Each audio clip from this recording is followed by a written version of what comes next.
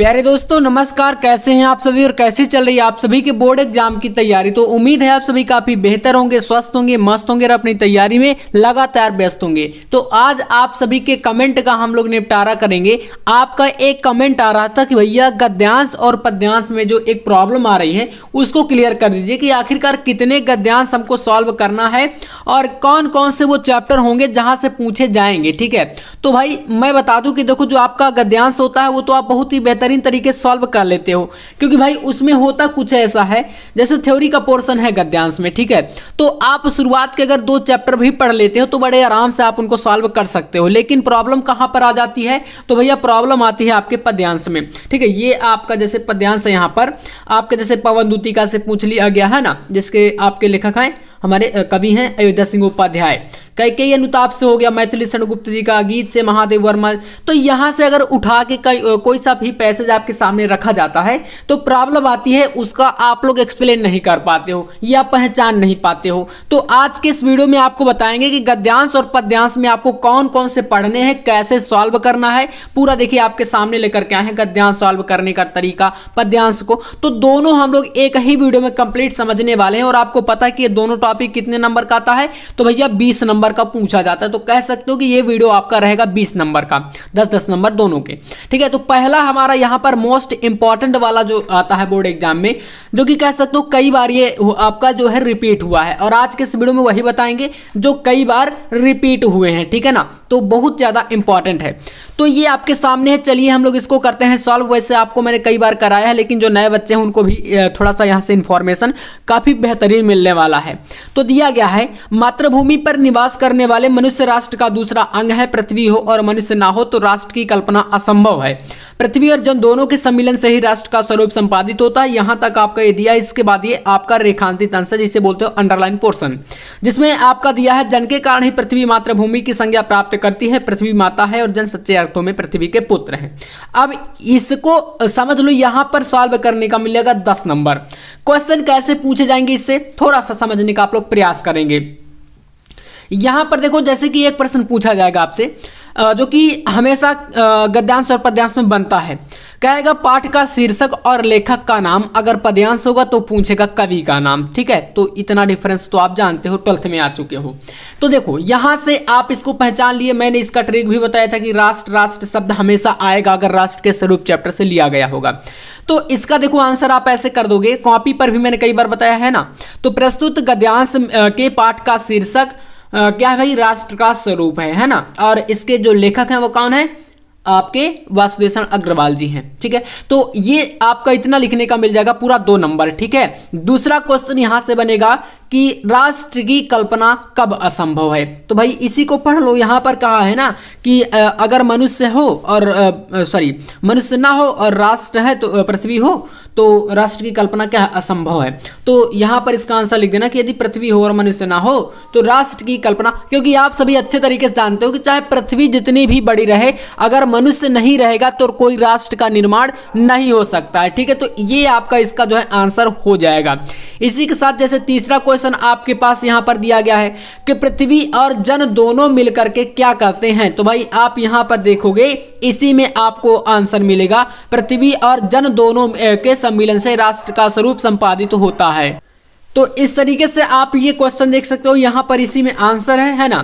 तो यहां पर लिख दोगे कि पृथ्वी और जन दोनों के सम्मिलन से या मिल करके क्या करते हैं, राष्ट्र का स्वरूप बनाते हैं, संपादित करते हैं। फिर क्या है, पृथ्वी कब मातृभूमि की संज्ञा प्राप्त करती है। तो यहां पर देख लो आप लोग, आपको इसी में आंसर मिलेगा, जन के कारण ही पृथ्वी मातृभूमि की संज्ञा प्राप्त करती। 4 क्वेश्चन हो गए। एक क्वेश्चन हमेशा बनता है रेखांकित अंश की व्याख्या। तो व्याख्या आपको जैसे कि यहां से जो रेड नीचे लाइन खींची है, यहां से लेकर के लास्ट तक करना है।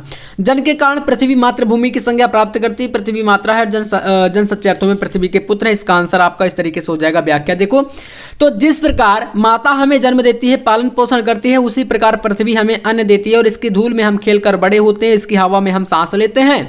पृथ्वी भी एक माता के ही समान है और मनुष्य सच्चे अर्थों में क्या है, पृथ्वी के पुत्र हैं। तो देख सकते हो कितना बेहतरीन तरीके से आपने पूरा गद्यांश को सॉल्व कर दिया। अब जैसे मान लीजिए आपके पास आती है बात पद्यांश की, तो पद्यांश में आप लोग इसको कैसे सॉल्व करोगे, यहां पर थोड़ा इसको देख लो और फिर मैं क्या करूंगा, आपको इंपॉर्टेंट वाले जितने भी आपके बोर्ड एग्जाम में रिपीट होते हैं उनको मैं आपको करा दूंगा। तो जैसे हमारे पास दिया है आपके पास एक पहला पद्यांश, मेरे प्यारे नौ जलद से कंज से नेत्र वाले, जाके आई न मधुमन से और न भेजा संदेशा, मैं रो रो के प्रिय विरह में बावली हो रही हूँ, जाके मेरी सब दुख कथा श्याम को तू सुना दे। भाई ये जो दो मैंने बताया शुरू के चैप्टर के शुरू के ही रहते हैं और हमेशा इनके चांसेस होते हैं कि ये बोर्ड एग्जाम में जरूर पूछे जाते हैं। ठीक है, मतलब अब बोलूं अगर तो आपके जैसे यूपी बोर्ड में है हमारा सिलेबस, तो अगर 24 फरवरी के पेपर में आपका 7 सेट बनेगा एक सब्जेक्ट का, हिंदी का 7 सेट बनता है पूरे 75 डिस्ट्रिक्ट के लिए, तो वहां पर मान के चलिए कम से कम 4 से 5 सेट में शुरू के चैप्टर के पक्का रखे जाते हैं। अब आपके पास उनमें से कोई सा भी सेट आ सकता है, कोई कोई सेट ऐसा रहता है 1-2 सेट जहां पर थोड़ा सा हट के रहते हैं, तो उनको अब क्या ही बोले, है ना। लेकिन 5 सेट में से मान लीजिए आपके पास आ गया तो चांसेस बनता है ना कि आएगा, बिल्कुल आएगा। चलिए तो अब देखिएगा यहां पर इसमें आपके सामने ये दिया है। अब आपने पहचाना पहला चैप्टर है ना, और पहले ही चैप्टर में आपको इसको पहचान के जो है इसके क्वेश्चनों का आंसर देना है। जैसे यहां पर आपके पास इसका पहला प्रश्न दिया गया है, राधा किसके द्वारा कृष्ण को संदेशा भिजवाती हैं, तो भाई इसका आंसर है कि राधा पवन को दूतिका बनाकर उसके द्वारा कृष्ण को संदेशा भिजवाती हैं। ऐसे ही दूसरा क्वेश्चन देखो, 2-2 नंबर के ये सारे क्वेश्चन रहते हैं, ध्यान से समझ लीजिएगा। दूसरा क्वेश्चन है कृष्ण का सौंदर्य कैसा है और उल्लेख कीजिए, तो भाई आप देखो, मेरे प्यारे नौ जलद से कंद से नेत्र वाले, है ना, तो कैसा सौंदर्य है, तो यहां पर भगवान श्री कृष्ण का जो सौंदर्य है वो है मेरे प्यारे नौ जलद, जलद मतलब मेघ या बादल की बात करी गई, कंज से नेत्र वाले मतलब कि कमल जैसे नेत्रों वाले हैं। तो बस इसकी व्याख्या में लिख दिए कि भगवान श्री कृष्ण नवीन मेघ जैसी शोभा वाले और कमल जैसे नेत्रों वाले हैं। ठीक है, इसके बाद मान लीजिए तीसरा क्वेश्चन पूछ लेगा, राधा की मनोदशा का वर्णन कीजिए, तो भाई इसका आप आंसर दे दोगे क्योंकि राधा इसमें क्या है, इस पूरे आपके पद्यांश में दुखी है। इनकी मनोदशा कैसी है, तो दुखी है क्योंकि कृष्ण जी चले गए थे। तो इसमें आप व्याख्या करोगे, राधा पवन से कहती है कि मैं श्री कृष्ण के वियोग में रो रो करके पागल हो गई हूं, मेरी विरह दशा तू उन्हें सुना दे। तो यही तो कहा गया कि मैं रो रो प्रिय विरह में बावली हो रही हूं, जाके मेरी सब दुख कथा श्याम को तू सुना दे। श्याम मतलब श्री कृष्ण, है ना, तो इस प्रकार से इसका आंसर हो जाएगा। नेक्स्ट है उपर्युक्त पद्यांश का शीर्षक और कवि का नाम, वही जो आप संदर्भ जिसे बोलते हो, तो संदर्भ आप इस तरीके से लिख सकते हो, प्रस्तुत पद्यांश का शीर्षक पवन दूतिका तथा इसके रचनाकार या कवि, लेखक मत लिखना आप पद्यांश में, ये याद रखना क्योंकि एक एक वर्ड देखे जाते हैं, तो या रचनाकार या तो कवि। अयोध्या सिंह उपाध्याय हरिऔध है, ठीक है, ये हो जाएगा। रेखांकित अंश की व्याख्या मतलब कि आपको शुरू की जो 2 लाइनें हैं इनकी व्याख्या करनी है, तो देख सकते हो यहाँ पर। तो इसमें व्याख्या आप लिखोगे कि राधा पवन से कहती हैं कि श्री कृष्ण मथुरा जाकर के वापस नहीं आए, वहां से नहीं उन्होंने कोई संदेशा भिजवाया, और देखने में वो कैसे होंगे, तो नवीन मेघ जैसी शोभा वाले और कमल जैसे नेत्रों वाले होंगे। ये सब कुछ समझा करके पवन को यानी वायु को वो संदेशा भिजवाते हैं। इतना लिख दोगे तो भैया पूरा पूरा नंबर आपको मिलेगा भर भर के, एक भी नंबर नहीं कटेगा। तो यहां से ये चीजें आपकी क्या हो जाती है भाई, गद्यांश और पद्यांश को कैसे करना है सॉल्व हो जाता है। ठीक है, अब एक आपको मैं इंपॉर्टेंट वाला पद्यांश और बता देता हूं यहाँ पर, इसको भी कर लीजिएगा, काफी ज्यादा ये रिपीटेड हुआ है, ठीक है ना। तो 10 नंबर यहां से भी आपका बन सकता है। दिया गया है, नील प्रधान बीज सुकुमार खुल रहा मृदुल अधकुला अंग, खिला हो ज्यों बिदली का फूल मेघ बन बीच गुलाबी रंग। अब लास्ट वाली लाइन इसमें क्या है, अंडरलाइन है। आपने पहचान लिया होगा भैया, श्रद्धा मनु जयशंकर प्रसाद जी का ये आपका दिया गया चैप्टर है, ठीक है ना, श्रद्धा मनु। तो अब देखिए इसमें आप भाई क्वेश्चनों को देख लीजिए, वही क्वेश्चन जो कि 5 हमेशा बनते हैं, तो इन्हीं में से बनेंगे, आप तो इतना जानते हो। जैसे पहला प्रश्न आपका संदर्भ पूछ लिया, यानी पाठ का नाम और शीर्षक का नाम और कवि का नाम, तो भैया बता देना है कि प्रस्तुत पाठ का शीर्षक श्रद्धा मनु और इसके रचयिता या कवि जयशंकर प्रसाद जी हैं, ठीक है ना। अब चलिए इसके बाद यहाँ पर बिजली के फूल का तात्पर्य क्या है, जैसे यहाँ पर आया है ना, खिला हो ज्यों बिजली का फूल, इसका मतलब क्या है, तो इसमें है नील परिधान बीच सुकुमार, मतलब परिधान का मतलब होता है वस्त्र यानी कपड़ा, और बीच सुकुमार मतलब नील परिधान मतलब पीले कपड़ों के बीच जो सुकुमार है, सुकुमार की यहाँ पर मतलब कोई एक मनुष्य श्रद्धा की बात करी गई है। खुल रहा मृदुकुल मतलब कि उनका जो अंग है ना, कपड़ों के बीच से ऐसा कभी कभी अधखुला अंग, जैसे कि हम लोग कपड़े पहनते हैं ना, अब कपड़े हम लोग पहन लिए, कोई अंग जैसे खुला है तो वो उससे खुले हुए अंग के बारे में बताया गया कि जहां से खुला वो ऐसा प्रतीत हो रहा है जैसे कि बिजली का फूल हो। बिजली का फूल मतलब बिजली चमकना जैसे बोलते हैं। तो इसका मतलब आप यहां पर इसका आंसर बताओगे कि बिजली के फूल से तात्पर्य श्रद्धा का आकर्षक गौर वर्ण से युक्त सुंदर शरीर से है। ठीक है, अब व्याख्या पूछ ले, मान लो मेघ बन बीच गुलाबी रंग, तो इसकी व्याख्या कर दोगे मेघ बन बीच गुलाबी रंग मतलब प्रस्तुत पंक्ति में श्रद्धा अपने शरीर पर पीले रंग का मेष चर्म धारण किए हुए हैं और उनकी वेशभूषा में से कहीं कहीं से कोमल अंग ऐसे दिखाई दे रहे, जो मैंने बताया ना अधखुला अंग की बात करी गई, तो वहां से मतलब ऐसे दिखाई दे रहे हैं। उन्हें देखकर ऐसा प्रतीत हो रहा था मानो नीले बादलों के वन में गुलाबी रंग का फूल यानी बिजली का फूल खिला हो। तो भाई इस तरीके से आप लोग इनकी व्याख्या कर सकते हो, बहुत ही आसान होता है। अगर आसान कब होगा, जब आप लोग एक बार इसको पूरा पढ़ करके जाओगे। और मैंने बताया कि हिंदी में जो आपका 95+ का टारगेट है वो जरूर अचीव होगा अगर मेरे साथ आप लोग जुड़ के रहोगे। हर वो टॉपिक आप तक आएगा जो बोर्ड एग्जाम में आपको परेशान करेगा। तो चलिए यहां से हो जाते हैं आपकी ये।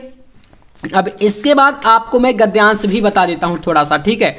गद्यांश में एक गद्यांश आपको यहां पर तैयार करना है। जन का प्रवाह अनंत होता है सहस्त्र वर्षों से भूमि के साथ राष्ट्रीय जननी तदात्म, भाई राष्ट्रीय शब्द आ गया, ये भी वहीं से राष्ट्र का स्वरूप से है, ठीक है ना। ऐसे पूरा है राष्ट्रीय जननी तदात्म प्राप्त किया है जब तक सूर्य की रश्मियां नित्य प्रातः काल को भुवन को अमृत से भर देती हैं, यहां तक अंडरलाइन है, ठीक है ना, यानी रेखांकित अंश है।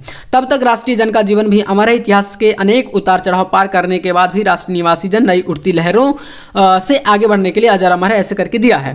अब इसमें आपका क्वेश्चन कैसे बनेगा, मान लीजिए जन का प्रवाह अनंत वाला आ गया, तो इसका देखिए क्वेश्चन कैसे बनेगा, आंसर कैसे करोगे। मैंने बताया ना ये वीडियो गद्यांश पद्यांश का आपके लिए बिल्कुल बेहतरीन वीडियो है। अगर इतना ही सिर्फ आप 10 से 15 मिनट का वीडियो देख करके जाते हो तो हिंदी में आपका 20 नंबर गद्यांश पद्यांश का कोई काट नहीं सकता। चलिए जैसे क्वेश्चन बन गया, जन का प्रवाह कैसा है, शुरू की लाइन है जन का प्रवाह अनंत है, सूर्य की रश्मियों का क्या प्रभाव पड़ता है। तो यहां पर देखिए आपसे कहा है ना सूर्य की रश्मियां नित्य प्रातः काल भुवन को अमृत से भर देती, बस इतना आंसर आप जीवन को अमर कर देती, इतना आंसर लिख दोगे।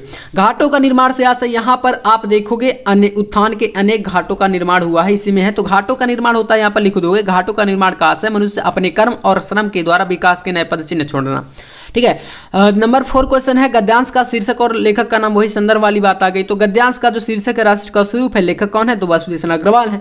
5वां क्वेश्चन एक बनेगा जो कि हमेशा बनता है, रेखांकित अंश की व्याख्या। व्याख्या मतलब कि आपको शुरू की जो हरी हरी लाइनें इसके नीचे खींची गई इसकी व्याख्या करनी है, ठीक है ना, यहां से लेकर के भार देती तक। तो इसकी व्याख्या तक आपको ऐसे कर देनी है।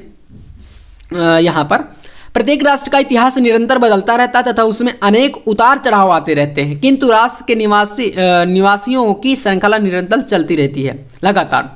जैसे हम बात कर लें, आप सभी समझदार हैं कुछ अच्छे तरीके से। अभी हम देखो हमारा देश आज़ाद है, हम ऐसा जीवन जी रहे हैं, है ना, आज़ादी वाला, मतलब कह सकते हो एक तरीके से आज़ाद है।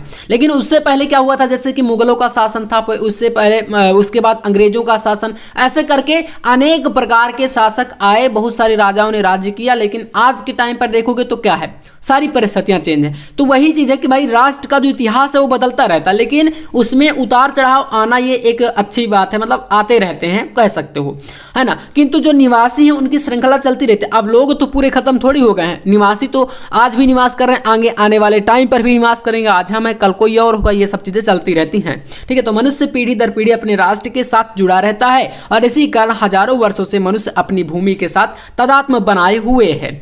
ये इसका हो जाएगा आपका पूरा आंसर, ठीक है। इसके बाद देखो दूसरा यहाँ पर एक आपके पास और है, इसको देखिए, प्रयास करना, बहुत इंपॉर्टेंट वाला मैंने लिया है आपके सामने। तो ये दिया है नए शब्द नए मुहावरे एवं रीतियों के प्रयोगों से युक्त भाषा को व्यवहारिकता प्रदान करना ही भाषा आधुनिकता लाना है। भाषा में आधुनिकता समझ गए होंगे, समझने वाले बच्चे समझ गए। भाषा और आधुनिकता प्रोफेसर जितेंद्र रेड्डी जी का है। तो अब यहाँ से तो मुझे बताने की जरूरत नहीं है, बताओ आराम से समझ जाओगे ना। कहीं ना कहीं जो मैंने बताया वो ट्रिक्स आपके सामने जरूर काम करेंगी, है ना। तो इतना आप लोग कर सकते हो। यहां से पूरा आप देख सकते हो कहां पर आपके सामने अंडरलाइन है ना। दूसरे शब्दों में केवल आधुनिक युगीन विचारों के अनुरूप, अब यहां से अंडरलाइन, नए शब्दों के गढ़ने मात्र से ही भाषा का विकास नहीं होता, वरन नए परिभाषित शब्दों को उन एवं नूतन शैली प्रणालियों को व्यवहार में लाना ही भाषा में आधुनिकता लाना होता है। ऐसे करके भाई ये आपके सामने पूरा देख सकते हो दिया गया, ठीक है। अब चलिए ये आपका खत्म यहां से। इसके बाद जैसे मैं बात करूं और भी अगर आपको एक दो तैयार करने हो तो एक आपका यहां से ये वाला इंपॉर्टेंट है, देखो अशोक का वृक्ष वाला। लेकिन उससे पहले मैं आपको बता दूं, अगर आपको नोट्स चाहिए हिंदी के, फिजिक्स के, केमिस्ट्री के, बायोलॉजी के, इंग्लिश के, पांचों विषय, तो आप मात्र 99 रुपए के प्राइस पर यूपी बोर्ड के लिए स्पेशल नोट्स ले सकते हो, जो कि पीडीएफ मिलेंगे सारे नोट्स का, सभी नोट्स का हैंड रिटन नोट्स पीडीएफ, जो कि व्हाट्सएप नंबर पर आप कांटेक्ट कर सकते हो 9511470534 पर। इसमें आपको क्या करना है, कांटेक्ट कर लेना। इसी पर मैं आपको व्हाट्सएप पर नोट्स भेजूंगा 99 रुपए में, अगर आपको चाहिए सारे विषय, ठीक है ना। तो इंपॉर्टेंट क्वेश्चन रहेंगे, अनसॉल्व सेट भी रहेगा वहां पर, ठीक है ना, और सोल्यूशन के साथ रहेंगे, वैसे भी आपको बता रहा हूं।